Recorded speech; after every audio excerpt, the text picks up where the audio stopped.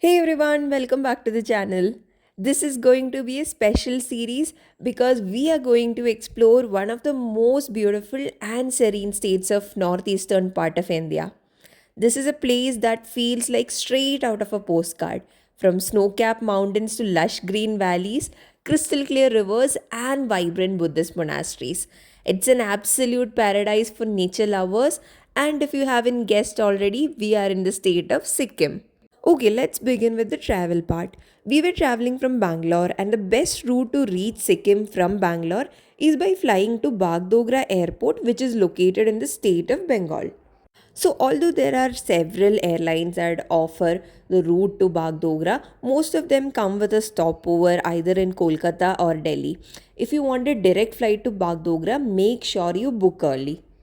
We proactively booked our flight early on and got a direct flight from Bangalore to Bagdogra. We took the Air India Express IX 2746. It starts from Bangalore around 10:50 a.m. in the morning and it reaches Bagdogra around 1:35 p.m. So the overall travel time is about 2 hours 45 minutes, and with all delays it can be around 3 and a half hours.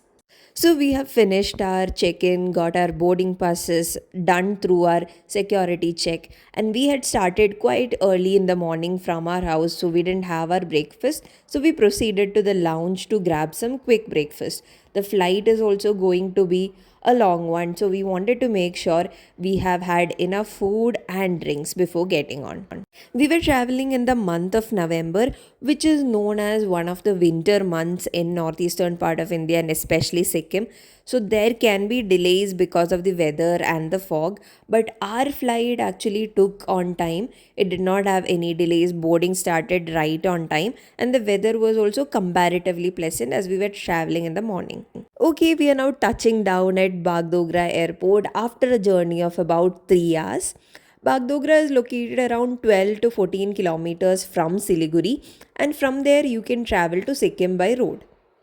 So Bagdogra is a very small airport. People who are mostly traveling to northeastern part of India come here, and you won't find any aero bridges or even buses to take you to the arrival terminal because the airport is very small. You will have to get down on the runway and then walk towards the airport. They'll bring your luggage and there is a conveyor belt, so you'll get your luggage there. From Bagdogra, we are headed to Gangtok. The distance from Bagdogra airport to Gangtok is approximately 130 kilometers, and the journey can take around 4 to 5 hours, and it is very much dependent on road conditions. So let's talk about the itinerary a little.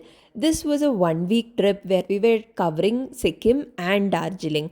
We had plans of staying for a couple of days in Gangtok, then moving to the northern part of Sikkim, which is Lachung, and then move to west part of Sikkim, Pelling, and then finally conclude the trip in Darjeeling. Unfortunately, due to weather and road conditions, North Sikkim was closed, so we could not go to North Sikkim, and instead we explored the capital city, West Sikkim, and Darjeeling. I'll be uploading day wise itineraries going forward next week. So, today is basically day zero of our trip. We are reaching from Bangalore to Bagdogra and then Sikkim. So, the travel is going to take up most of the day. We'll be officially starting our sightseeing from tomorrow. So, like I said, the travel from Bagdogra to Sikkim is quite long. We had to take some pit stops in between. Our first pit stop was at this Sandabanda Dhaba. We wanted to have lunch, and this was the only decent restaurant we found on the way. The prices were very hefty, and we were not very happy with the service. They even charged us for hot water. We asked hot water, and they ended up taking a mineral water bottle and heating that up, and they charged us for mineral water. So overall the experience was not that great, and they also took a lot of time to serve just two items that we ordered, which again delayed our trip a lot, and we were stuck in traffic because we were late. So what should have taken only 3 hours took us almost 5 hours to reach Gangtok, and it was almost night. We didn't have time for anything. So we'll be staying at Zostel in Gangtok. If you're a solo traveler or just someone looking for a place to chill and while meeting other like-minded people, Zostel will be the place to be. The vibe here is super laid back, and they have a bunch of activities like board games, movie nights, and even some trekking tours. The best part here is the community atmosphere. You're not just staying in a hostel, you'll be a part of a vibrant community. If you didn't know already, Zostel now also has private rooms. So if you don't want to stay in a dormitory and share the room with others, you can always book your private room. Because we reached somewhere around the night, the reception was empty. There was nobody there, but we had a phone number in the email we have received. So we called up the host, and then the host came us and helped us check in. So, for people who are considering staying in Zostel, let's do a small pros and cons analysis. Let's start by talking about the positives of this place. The most alluring aspect of Zostel is its affordability. It's budget friendly, especially for solo travelers or backpackers. You get great value for money. Now, if you don't want to stay in dormitories, you can always go for a private room. Even private rooms aren't very expensive. You can get a room for about 2000 rupees per night. All rooms and common areas come with super fast Wi Fi, and the staff here are very friendly and helpful. Next best part is location. It's centrally located in Gangtok, making it easy to explore the city and nearby areas. The next best part is what I already mentioned, and that is the community vibe. The best part about staying is meeting travelers from all over the world. And when I say world, I literally mean it. And the common areas are perfect for socializing. So, now if you're talking about some of the disadvantages, the rooms are quite basic. While they're clean and comfy, they're very basic, and you might be able to get a more spacious room at the same price. And again, because this is a backpacker's place, the place can be quite noisy, especially if you're looking for a place which is not very noisy and you like the calm and quiet, then Zostel might not be your place. The last thing was about the food options. Even though they serve food, breakfast, lunch, and dinner, the food options are very limited. The menu is limited, and the food was not very tasty. We preferred going out and eating. So one such cafe we found while heading out was this Baker's Cafe. This is not a proper dinner place, but if you are into hot chocolate, especially given the weather, or if you'd like to prefer some bakery items or snacks, you can always head to Baker's Cafe. This cafe is located on MG Marg and has a very cozy feel.